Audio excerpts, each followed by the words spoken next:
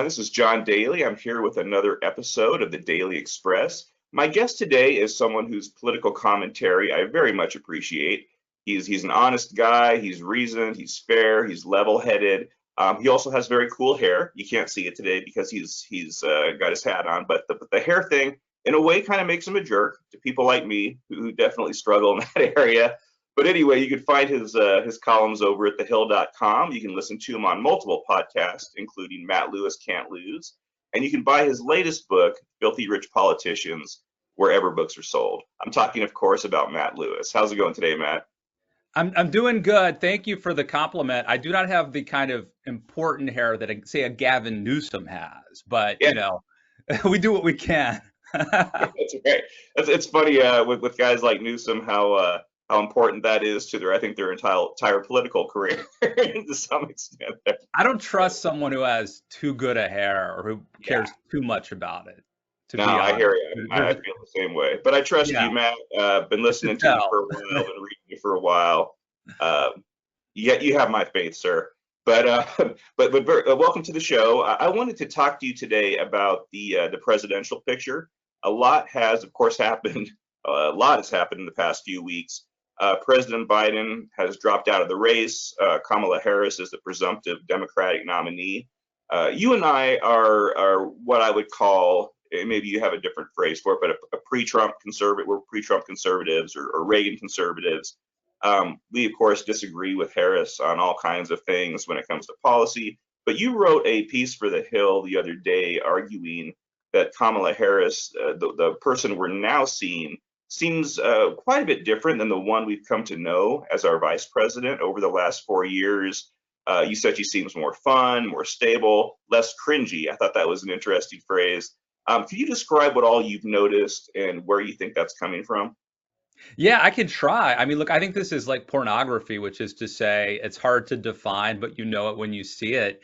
And I was expecting that, Kamala Harris, we've all seen her be cringy and go on these like weird, long-winded word salad, diatribes, and come across like I think it was Eric Erickson who kind of compared her to your dad's new girlfriend who's trying too hard to fit in with the teenagers and be hip. And but once, the day actually leading up to Joe Biden's announcement, in fact, that he wasn't going to be the Democratic nominee for president in 2024, Kamala appeared to be a little different. And we can come up. It's hard to define what it is, but she just seemed cooler, and she seemed more authentic, and I would say she seemed more comfortable and confident. Yeah. No, I think that's right, and I'm inclined to agree. I noticed the same thing. She seems a little less plastic, I guess. Seems more comfortable in her own skin. At first, I couldn't tell how much of that was just the stark contrast she provided with Joe Biden. We have all gotten used to Joe Biden, this old rigidy man, confusing his words, and maybe to an extent, anyone who took the reins from Biden would have looked like a ball of energy compared to him. But it's also the ads. I've seen some early ads for Harris. Even if someone thinks the real Kamala Harris is an empty suit, and there's plenty of reason to believe that. That was sort of my assessment for a while. I've never quite trusted that she believes a lot of what she's said, even when she's talking about her positions. But there's this youthful soulfulness, I would say, in the Yes. ad that I think a lot of people probably find appealing. There's also a lot of flag flying in them, a lot of talk about freedom. Um, in a way, it almost kind of reminds me of some old Republican ads. Have you noticed that as well? Yeah, I mean, actually, I think that you could say that about Joe Biden as well, though. Not the youthful, energetic part, but the flags. I do think that as Republicans have sort of lost the high ground on things like, liberal democracy and patriotism and things like that, there has been a bit of a vacuum. And I think Biden, if you listen to that speech he gave, that primetime speech, there was I think they listened to Reagan. I think his speech writers listened to Reagan, and that they've sort of copied some of that verbiage. And I think some of that imagery that Republicans used to own, kind of, Democrats have gotten. But to your point about Kamala Harris, she's now a happy warrior. She looks like she's having fun. And I don't think you can fake that. That's the interesting thing. If you're Joe Biden and you're tired and you frankly don't want to be out at 9 o'clock at night, I think maybe one day you could do it once, right? You could drink a lot of coffee and psych yourself up and go out there and pretend to have fun. But day in and day out, you can't fake that. And Kamala, right now, for whatever reason, looks like she's having fun. And I do believe that there are certain people who, at certain moments, can rise to the occasion and the stars align. And it could be that this is it. Now, look, I also think it's possible Kamala falls apart and reverts back to mean. And is, they are who we think they are. She goes back to being that person that we thought she was. But I also think there's a chance that this is her moment. And for whatever reason, now this isn't just one appearance. She's now strung together a couple of weeks, and I think leading up to the announcement that Biden was dropping out, where she has seemed to be more competent, more confident, and happy, and having fun. And I always think of Pat Buchanan. I don't know if you've ever met Pat Buchanan. One of the nicest guys you'll ever meet. And obviously, I disagree profoundly with a lot of his political philosophy, but I always loved him as a commentator because he was sort of a happy warrior. And it's weird to compare that to Kamala because they're so different, obviously. But there is something I think that's attractive about someone who's having fun. No, I think that's exactly right. And when she ran in 2020, and I saw her up on the debate stage and everything else, I did not think of her as she was having fun. She was sort of doing a lot of lecturing. She sort of famously insinuated that Biden was a racist. That girl was me. That was much different.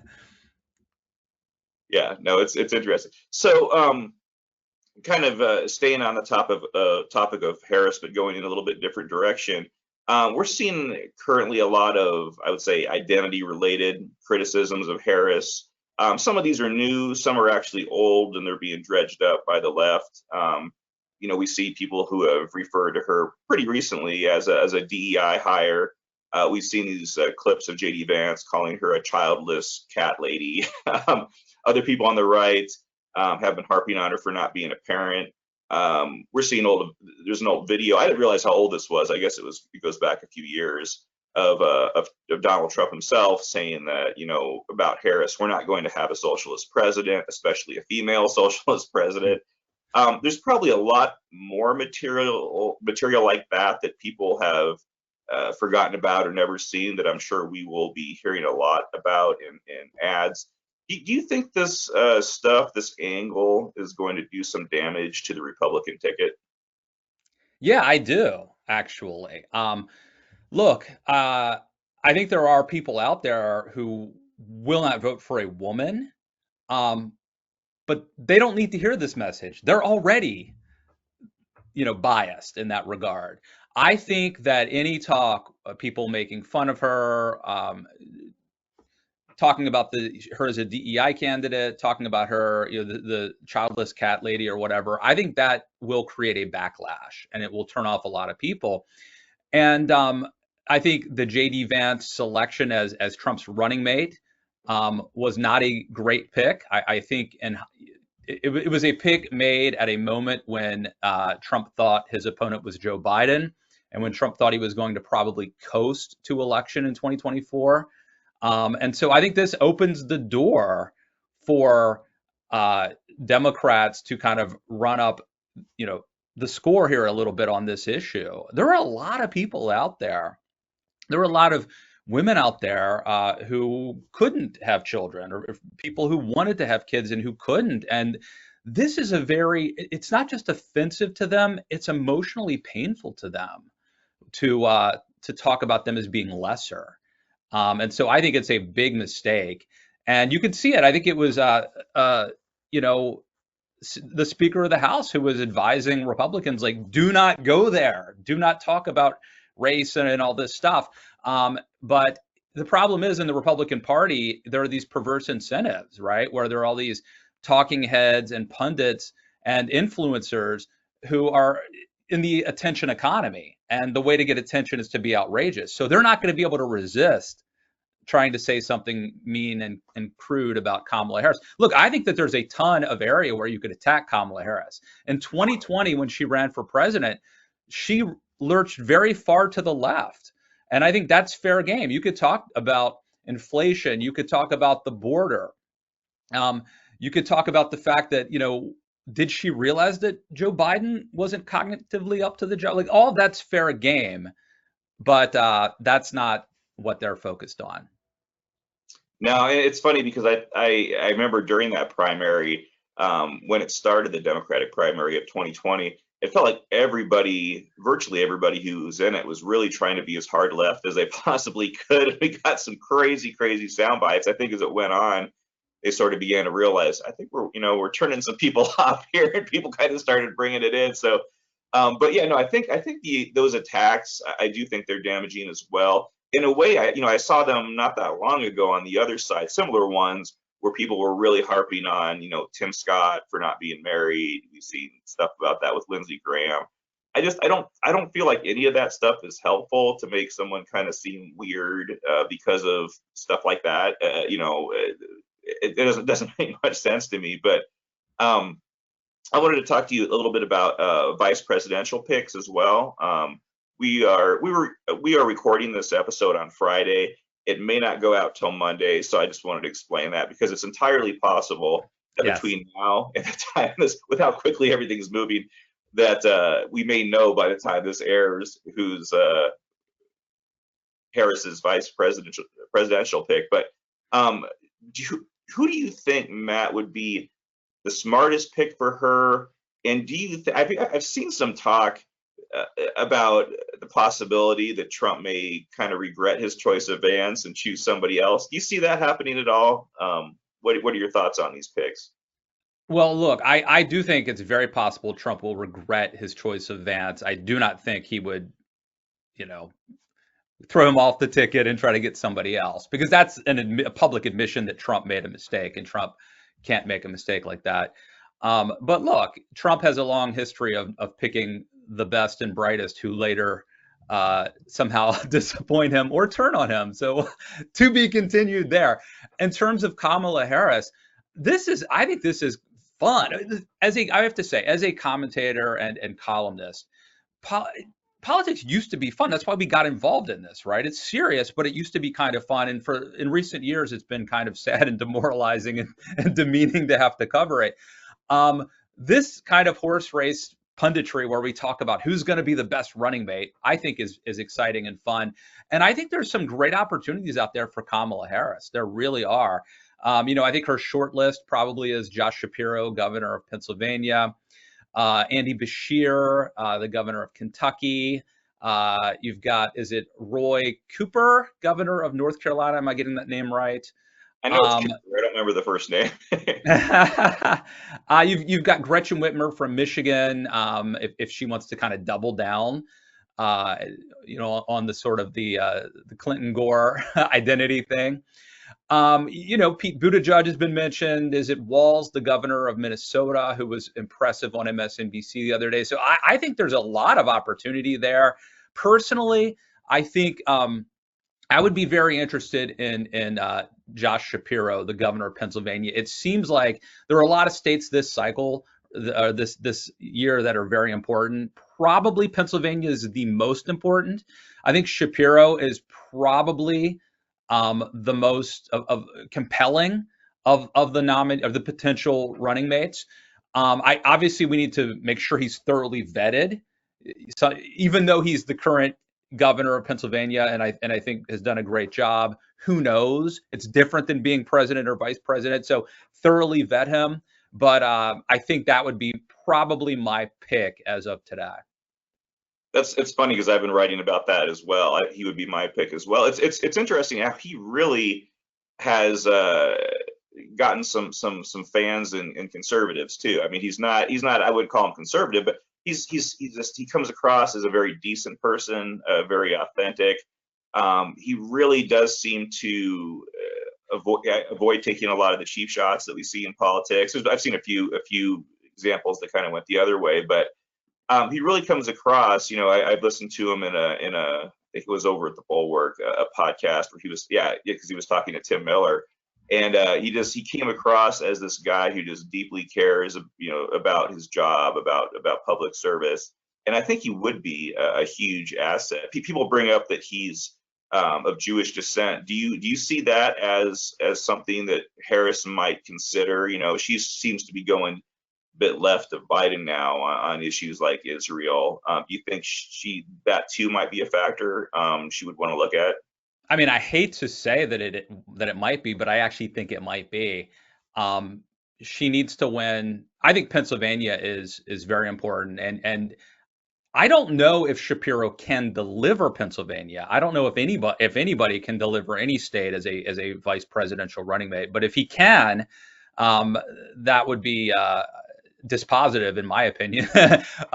But she may be worried about Michigan, and I do think Kamala. One of the areas where Kamala is a trade up from Joe Biden is she has excited younger people, and she may worry that picking Shapiro costs her in Michigan with kind of Arab American and younger voters who are focused on Gaza. So that could be the deal breaker for him.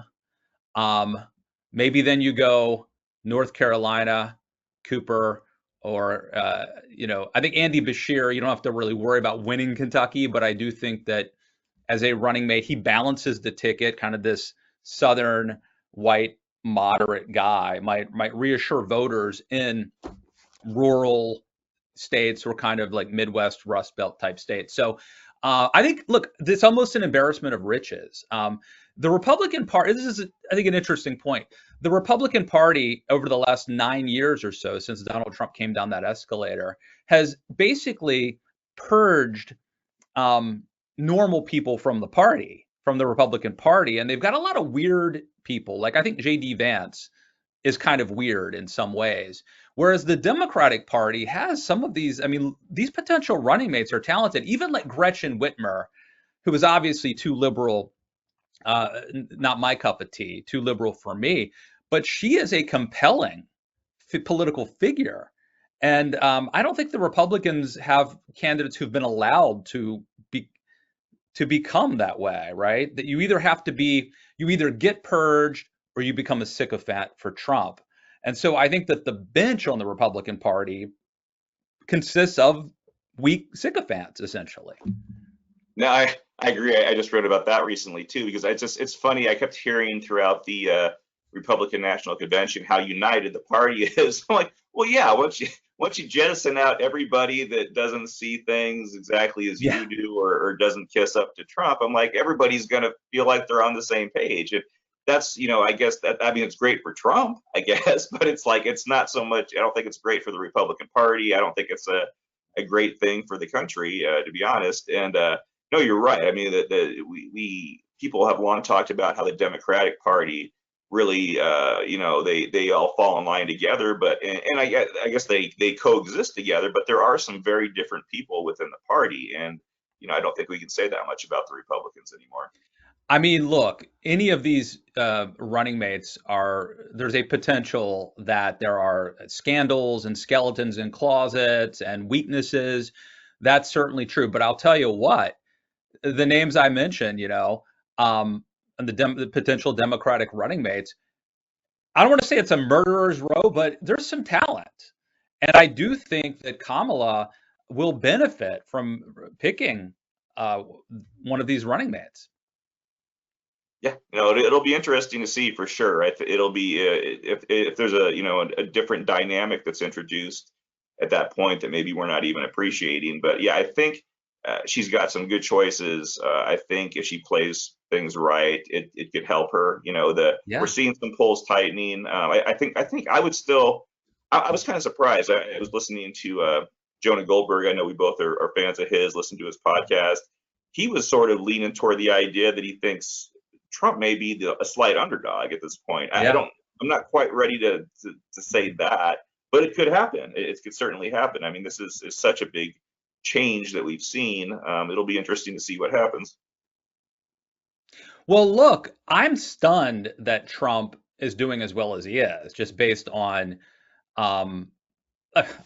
convicted felon, found, liable for sexual assault and in a civil trial, impeached twice, incited an insurrection or a riot, picked J.D. Vance, someone who doesn't bring anything to the table, unlike the people that Kamala is now looking at.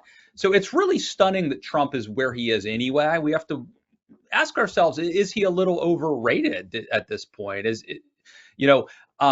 It sort of defies logic that he was doing so well. And really, the only thing that made sense was that Joe Biden was so bad that people had just decided Joe Biden is too old. He looked so slow, so I think that one possible narrative is that any Democrat, any sort of standard issue Democrat, is going to be much more competitive and probably going to win. So I think that's probably what Jonah's thinking. On the other hand, we have seen, I don't think enough time has elapsed since Kamala became the presumptive nominee. So we haven't seen enough polling. However, it's not like it's not like she's gotten a huge bump. She's still trailing Trump, I think, by like a point in most of the polls. Yeah, I guess we'll have a little bit better picture in the upcoming weeks here. Yeah. Well, that's probably a good place for us to wrap things up. Matt, do you can you let people know a little bit more about how to find out about you and the stuff you do? Absolutely. Well, thank you for having me. It is a pleasure. People can follow me on Twitter at Matt K. Lewis. I'm now writing columns for The Hill, so check that out. And of course, I'm a podcaster and YouTuber. So stay tuned for more content, as they say. Well, excellent. I really appreciate you coming on. I always enjoy talking to you, and I hope you have a great day, Matt. You too. Thanks so much.